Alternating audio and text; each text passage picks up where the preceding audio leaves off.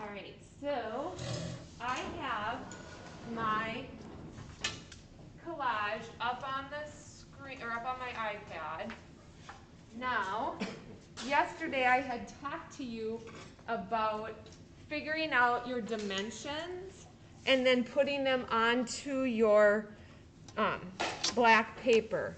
So I did mine yesterday, and how I did it was I just measured, and I just made mine bigger, so now it's going to be a little bigger. But you'll just have to kind of figure that out. And, you know, if you need help with that, let me know. Or ask a neighbor, too. Because there are, well, when we're all here, there's 33 brains in this room.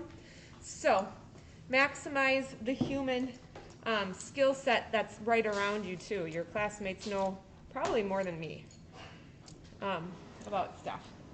Okay, so the first thing I'm going to do, looking at my design that I have here, that my layout, is I'm going to use very lightly. Now we're drawing with black paper, so you have two choices that you could use. You can use your graphite pencil to do the like sketching, or you could use the white pencil. I made sure everyone has a white pencil so that you can at least put your perimeter down and you can see it. I caution you with the white colored pencil to do too much with it, because that white line is really gonna like want to stick out. And I think I mentioned that a while back when I've had students use it. But I wanted to make sure everyone had the option in case you needed to kind of lightly do your sketching. And the only way that you can see my lines is if I use white on this camera. So does everyone hear me on that one? If you if you outline everything with white colored pencil, especially if you push hard, that will become a problem down the road blending it in to make it disappear. It is possible to do, but I'm just warning you. So you could opt, if you don't want that to be your issue, you could use pencil, because you'll be able to see pencil on the black paper. But I want you to be able to see what I'm drawing while I'm doing this. So that's my little talk on the white paper, or white pencil, black paper. So the first thing you could do is you could create a very light, seeing if you can see those lines, they're so light, grid, like if you wanted to, you could do a little light grid. Let's see, can you see my grid? I made it so light, it's hard to see, but using the rule of thirds. And then looking, and you could even, I believe, there is a way to save this into your photo roll so you don't have to open up your collage into your sketchbook app. But, and then if you could put a grid on it. So up to you. But the next thing I want you to do is I want you to gesture sketch your design before you get into being real particular using the straight edge ruler.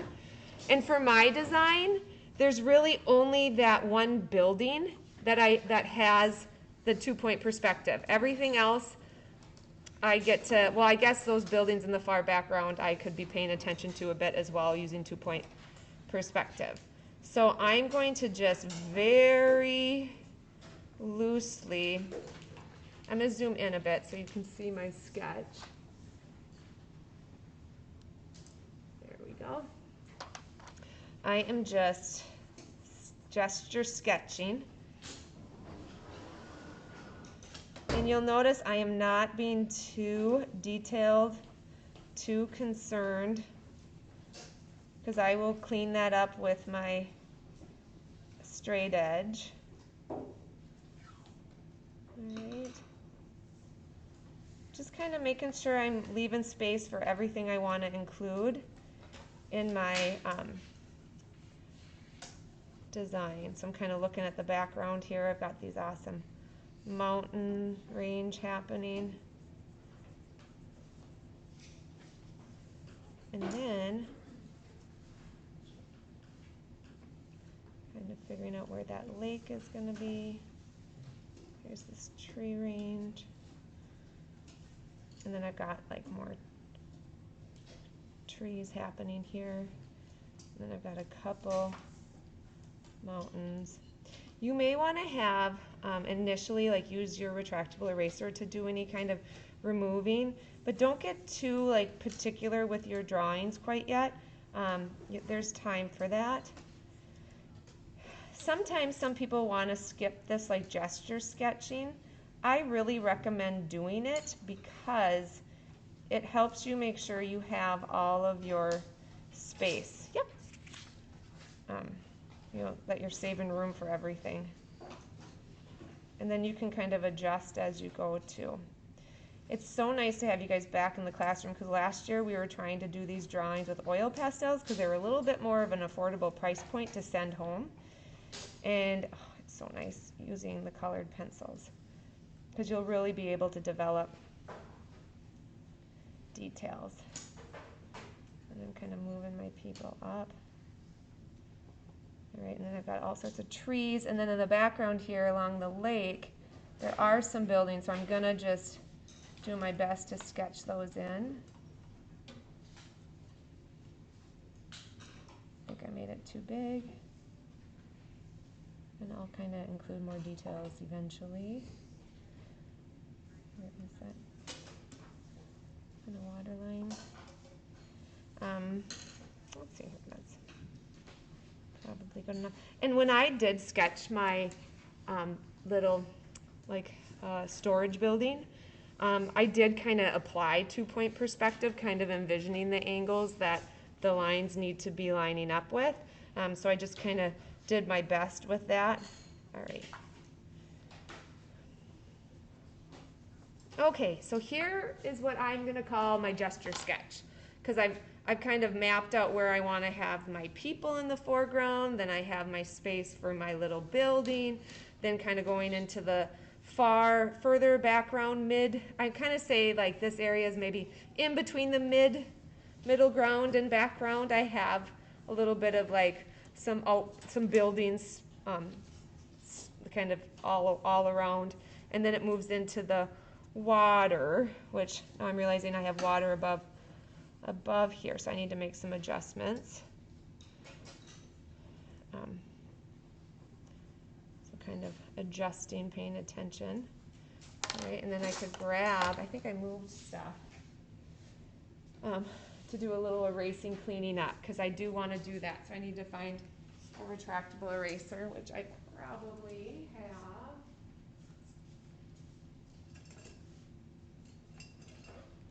Right here. There is one. So then once I kind of have decided, yep, I like what I have for my gesture sketch, then I can take an eraser and I can erase a bit to clean up some of the edges so I don't have too much white. Now I was real light with the way that I sketch, so it's really easy for me to take the eraser and lift up my white colored pencil. So really, if you're using the white colored pencil, just really lightly use it. Don't push. Don't do heavy pressure. So I'm just removing, like kind of cleaning up some of those edges because I'm feeling confident with where I've decided to put things. And just kind of getting some of, clean up this area. So once you're ready to move on to the black paper, I think yesterday I was like saying you could practice sketching on white paper, up to you. In the past, I've had students do their whole drawing on white paper and then use transfer paper to put it onto the black paper, but that really becomes quite like a lot of work. It's like you're drawing it twice. The benefit of doing that is you can kind of have more, you can relax a little bit because you're not putting as many marks on your final paper. But as you see, if you just use a real light mark making, you can lift up your marks. All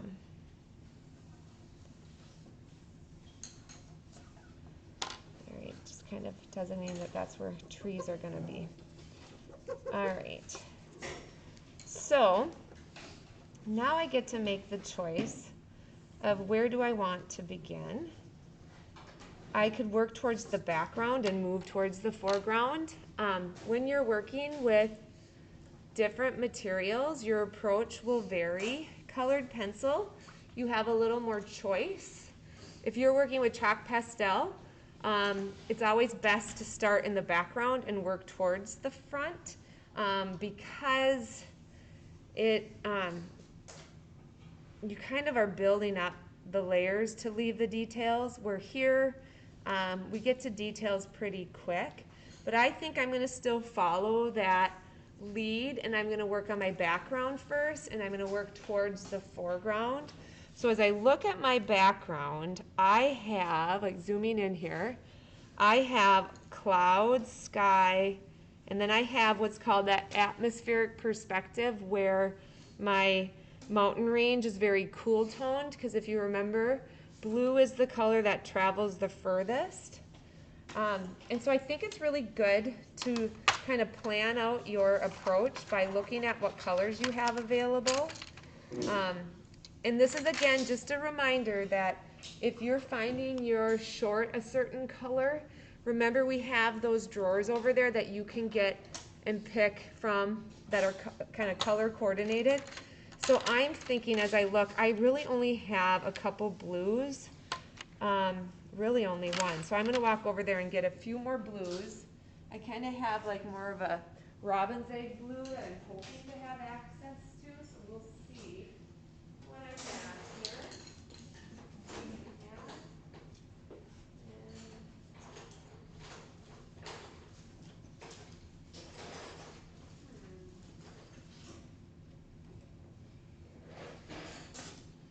Okay, so I'm going to start by building up my sky and clouds and mountain range. Oh wait, I need to pause. I'm so excited to go with color. I need to talk about the cleaning up the 2-point perspective lines. I am so sorry.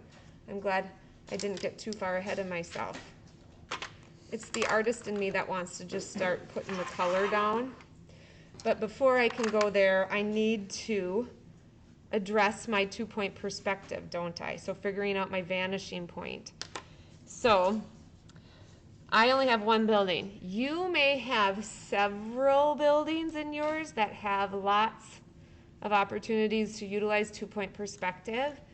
You may also notice that your vanishing point goes super far off your paper. And if you remember the video we watched on one of the first days, where the artist kind of showed the lines leading way off the paper, they said sometimes you need to basically apply the theory of 2-point perspective without literally using those vanishing points. So what that would look like is you kind of just know the concept, and you do some, like, how would I describe it? Maybe, I don't want to say guessing, but educated guessing of knowing how those vanishing points go and how the angles change, knowing how leading lines kind of radiate out of that vanishing point. For me, if I were to look at mine and envision where is my vanishing point, if I were to kind of take my fingers and kind of draw a line until the top and the bottom kind of converge, mine is just slightly about right here off my picture plane on this side for my vanishing point, and then my vanishing point on this, I guess I'd call it the left side, is going to go even a little bit further, well, quite a bit further off of my picture plane. So I'm going to kind of just pay attention to the idea of that radial lines coming out of that vanishing point that's way far off my paper, my collage here. So, you know, I'm just going to be kind of like envisioning using a vanishing point without being super strict about it.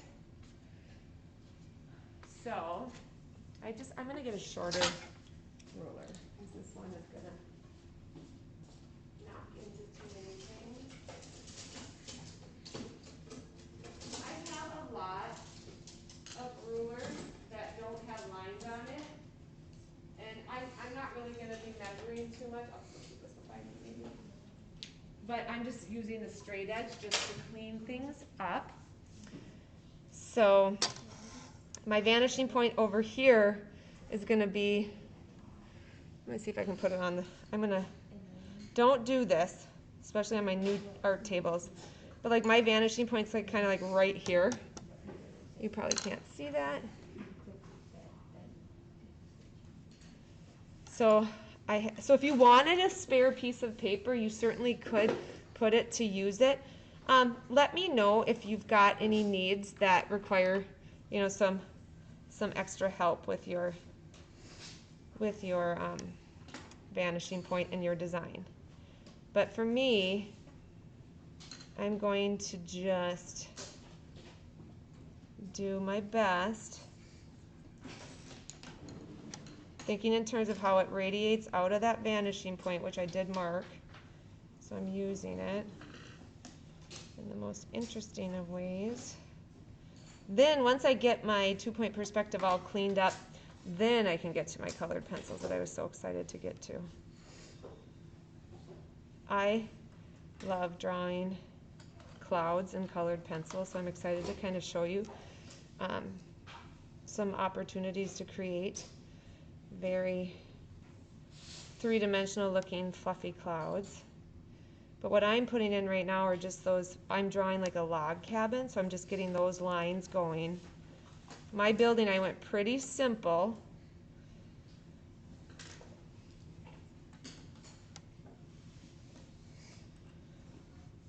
Because the region of the world, they don't make real fancy storage buildings for their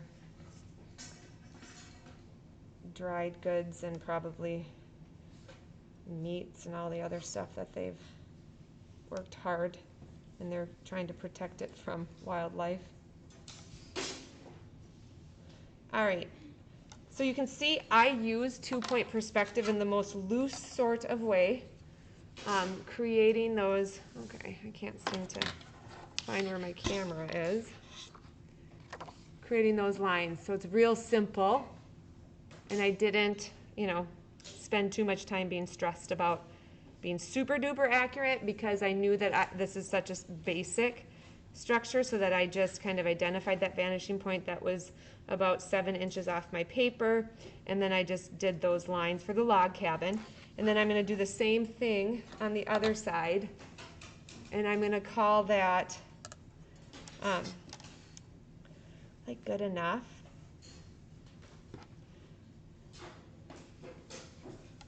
And then I like going kind of from above, knowing this one is much further off the picture plane.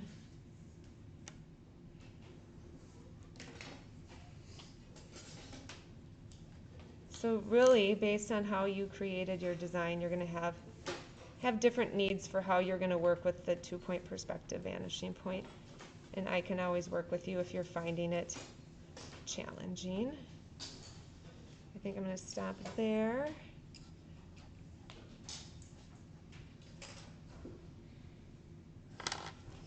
I'm going to adjust a line. It got a little too dramatic. There we go. Okay. Then I have the roof. I'm just going to gesture sketch it and just kind of follow the angle of the edges of the roof, and so I'm just doing kind of a diagonal line, just keeping the degree of that line similar to the edge of the roof. And then I'll be circling back to develop that further when I get towards the front. But I'm going to start my drawing with doing the sky and clouds. So the first thing I'm going to do, so I'll zoom out so you can see where I'm at. Oh, I guess I am zoomed out. So here is, if you guys want to peek, I'm calling this like, all right, I got my 2-point perspective kind of cleaned up with the straight edge. I did my gesture sketching so that I'm sure to make sure all of my parts of my drawing have adequate space and room in the whole layout. And so now I'm going to work from the background forward. So the first thing I'm going to do is I'm going to identify the colors that I have for the blues in my, around me. So I'm just kind of showing you the different blues that I grabbed.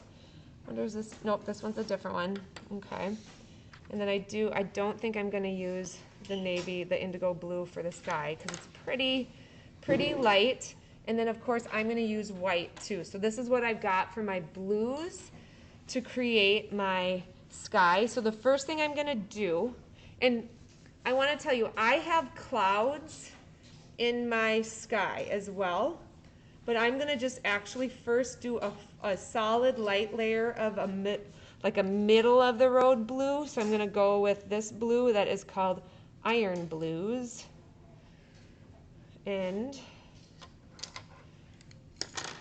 I'm going to see if I move this. I would really like to be able to draw with my drawing facing me. A little awkward where this is where I have to stand on my table in order to get this.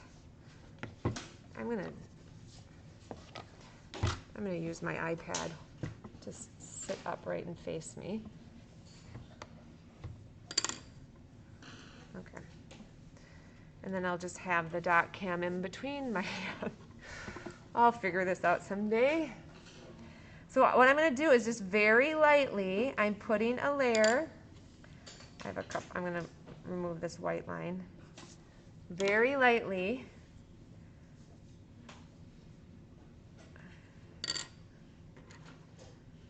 I'm just realizing I want to adjust my mountain range.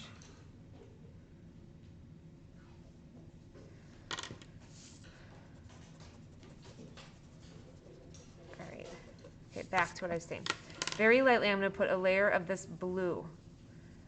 And that light touch really matters because we don't want to put an impression on our paper. There, you can see that. So I'm going just real lightly, and I'm going to move it in many different directions to get that first layer.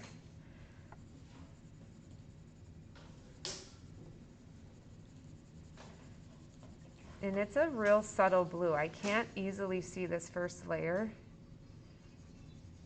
but I'm going to get it to a place where you will see it. And then I'm going to talk about adding clouds. You know, sometimes deciding to do the background first really kind of puts it on your priority list of what do you want to include in the background. But I've also found in the past when I've made different pieces, sometimes your answer for what to do for the background comes after you've created the main subject of your drawing. So it just depends on whether you know the answer or not. In this case, I feel like I know the answer because it's literally right there, where if you were going to do, let's say, a portrait drawing, but you didn't want to include all the details, that would be an example of when you may not have all the answers for what you need to include in the background yet, because you kind of need to know how how you created, or like how the main subject of your drawing is turning out to then know how to best kind of frame it and support it. But in this case, I really feel like I know the visual answer because it is there for me. So that's why I feel confident going with the background first. So I'm counting this base, I'd say almost like I have 2 layers of the blue. Then I'm gonna grab a little bit of this, like, what is it called? Light aqua, just to kind of make, because I think it's gonna make my sky pop a little bit more. So I am very lightly adding this color. So I'm kind of mixing two blues together.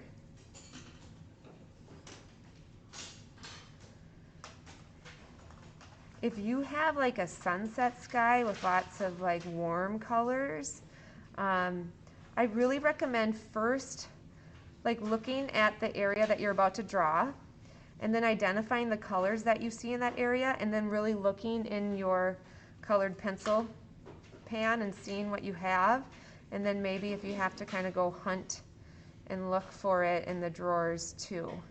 That really is going to set you up to be able to produce some of the colors that you're hoping to create. All right.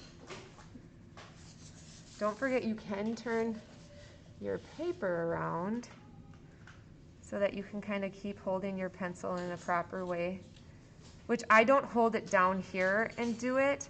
I like to kind of have it more further away from my grip so that I have a little bit more of a tendency to do the light touch versus being like super heavy pressured. All right. So I'm counting this as like 3.5 layers now. Okay, the next step for me, so there's my sky so far, starting to look blue, is there's a bit of white along the mountain line, so I'm going to take white and I'm going to add white on top of the blue down there just to lighten it up. So you'll notice that I'm not going to create just like a flat blue. I'm going to create like a range. Whoops, I got to keep my drawing in the camera. But I want to keep like a range of blue. And a lot of times your sky gets a little lighter as it gets closer to the horizon line, or like in my case, this mountain area. All right, so I got that happening there. Now I'm going to go back to that original blue and put another layer on there. And then I'm going to go to the clouds. I'm going to start putting white on top of here. So many different ways to approach making clouds. I'm going to show you a way that as I look at my clouds, I'm going to include potentially what you would think were unexpected color choices. Like as I'm looking at them, I'm going to have to zoom real close in. Well, I definitely see pink, and that might not be as surprising. And I see lavender. I might even add a little bit of light green in there, so that might feel a little more like you wouldn't have thought to do that. All right. What is really great about working so small is we are going to be able to really develop saturated colors in a pretty short span of time. Okay. All right, now it's cloud time. So I got to zoom out here and see what I have for clouds. I have 1, 2, 3. I have like 3 clouds. So I'm going to kind of like do what I did with the sky. I'm going to pull, like I'm going to grab colors that I see in the clouds, which I'm happy to see that I have in my pack a lilac, because I'm definitely going to use that. I'm going to use like a light green too. Okay, and I'm going to do pink. So I'm going to see what I can create with my cloud using these 4 colors. So I'm going to get my colors ready because this green needs to be sharpened. When you're sharpening these, just do your best to try not to like snap it down. Try to hold it as like level as you can to prevent from breaking off the lead into the sharpener. It happens, and sometimes they're a little bit cracked, and then you keep kind of running it. It keeps breaking off on you as you're sharpening. All right, so almost ready. Just gonna get the purple. As I'm sharpening my colored pencils, that kind of falls under that craftsmanship, like taking care of the tools you're using. And in this case, it is the colored pencil. Okay, good enough. All right. So I'm going to start with my purple, like lilac, and kind of building that on top of my sky blue area. I have to make sure I don't go too big. Oh, I gotta zoom out a little bit so I stay in the camera range. So I'm just kind of paying attention to where I see that lavender. I might even grab some of the darker blue to put in here. And I'm just doing another layer of this. Where I see it's really white, I might not go do the lavender there. I might just grab the white, so I'm going to do that right now. So here is where there is a hierarchy in quality of materials. So the white Prisma is just always going to work better than like if you had like the Blick version or the Crayola version. It just won't melt into your layers. And really striving to get, I'm at like maybe layer 4 or 5, so I am putting a little more pressure where I know I want it to be pretty white. And then I went right over the top of the lavender, which I'm noticing it's a little harder to see on the dock cam view. But I'm going on top of that, and then I'm going back and I'm grabbing the lavender. Sometimes, and I might do it, I might add orange. Sometimes orange is a really great undertone color to add to your clouds. And then you'll put the cooler like lavenders on top and then like the white. Okay,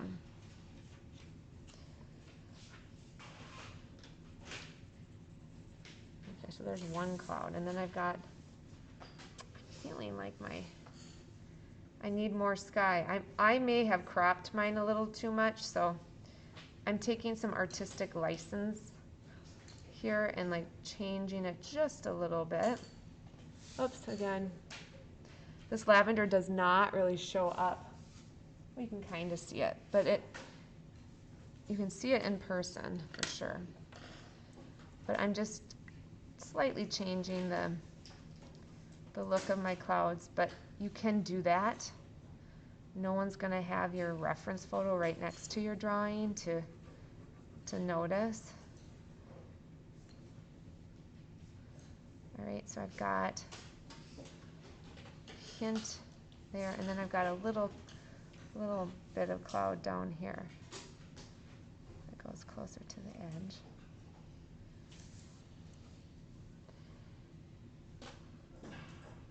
So I just had to shrink my clouds down a little bit. Where I'm seeing the dark side of the cloud, I'm putting the lavender in there. And then I'm going to add a little bit more.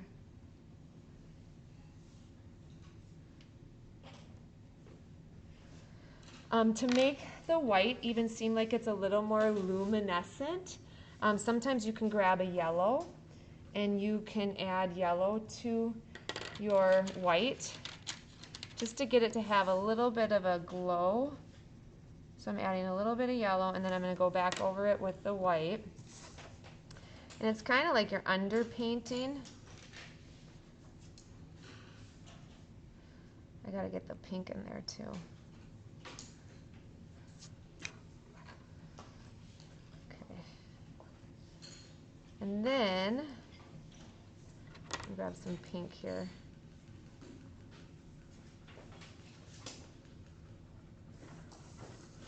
So here's some of my clouds, but now my sky isn't very blue, so I want to go back over.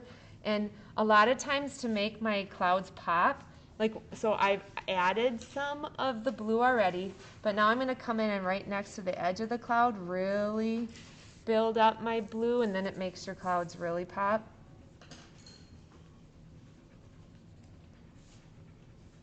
And I'd say I'm almost done with my background.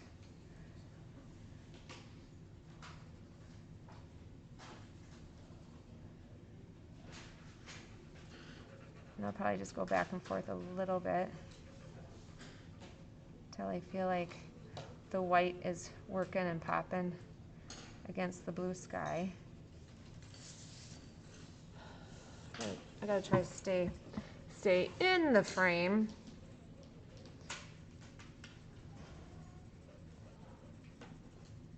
So by the time I'm all said and done, I probably have about 6 to 7 layers of colored pencil just in this cloud sky area. And it's very waxy as I run my colored pencil over it. And I'll get down here again.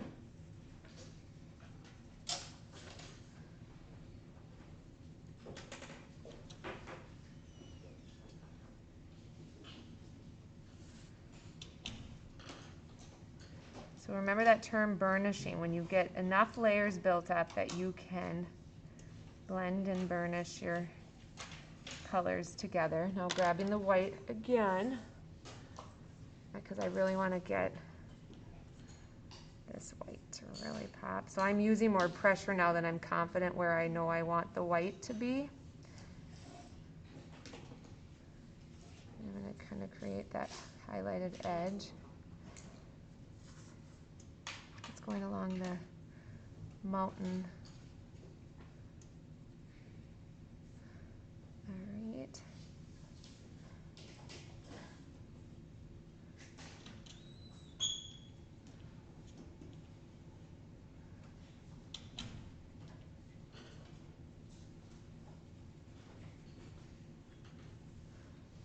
Okay.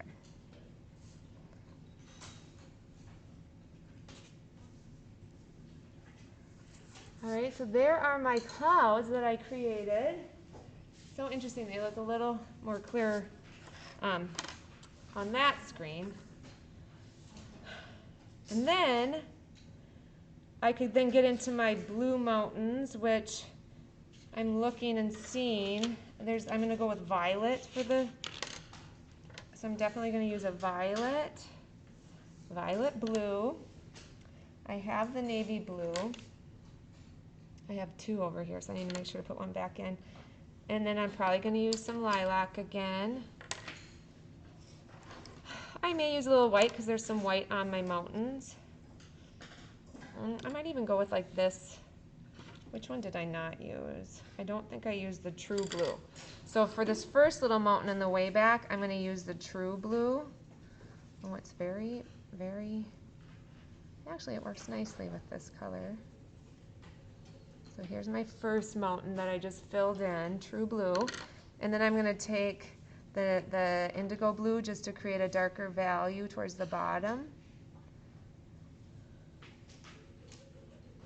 I think is that as close in as it, that's as zoomed in as I can get. And then I'm going to use true blue at the bottom of this middle mountain range, which is very on top of the black, as you don't even really see much, but if you're like actually in person looking at it, you can see. And then I'm going to switch to this violet blue. Again, so dark. I'm going to need to blend to create some lighter values here.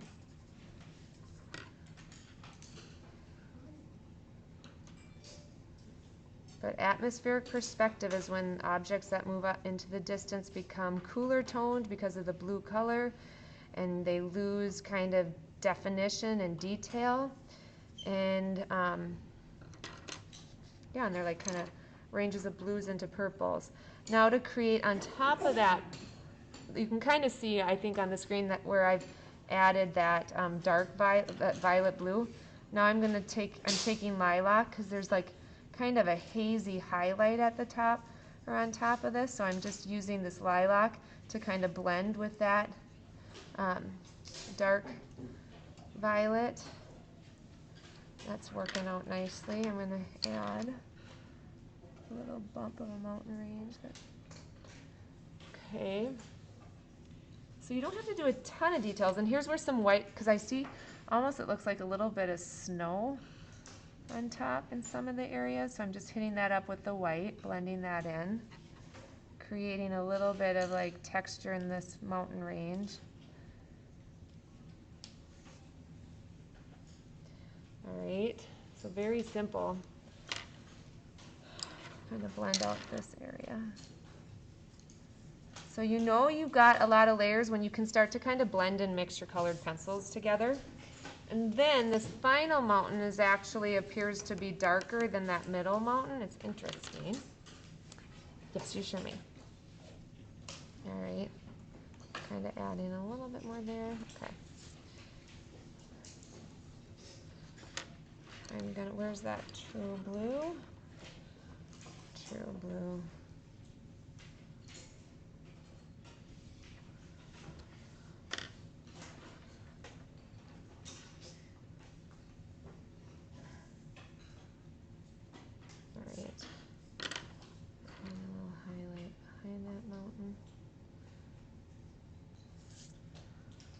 Okay, and then this final mountain that's closest is actually darker. So I want to find just like a straight up violet. Here it is. So this is different than this one. This one is violet, and this one is violet blue. So you can do some hunting around to look for maybe colors that you could benefit having access to. And I am admittedly using heavier pressure. I just noticed that. So I'm kind of trying to back off a little bit. Light touch is a better way to maintain a little control over how much color you put down. So I have a natural tendency to be a little more aggressive with my mark making, so I do have to kind of chill out a little bit more. I'm using the lilac. It's not really showing up too much, but some parts of my drawing here, like with the mountain range, it's a little bit more abstract, what I'm creating. You know, it's not necessarily like representational. If you were to zoom in real close, it has more of that abstract appearance. I'm going to use the white on top of here because there's a little bit of like highlights happening here. Gray would be, oh, do I have sophomores that have to go to, is that you, Ryan? Do you know where to go, Ryan? Thank you. Do you? Because I can pull that out. Anybody else need to see where you're going? Okay. Let's quickly check in. I'm sorry I didn't have that up and ready to go.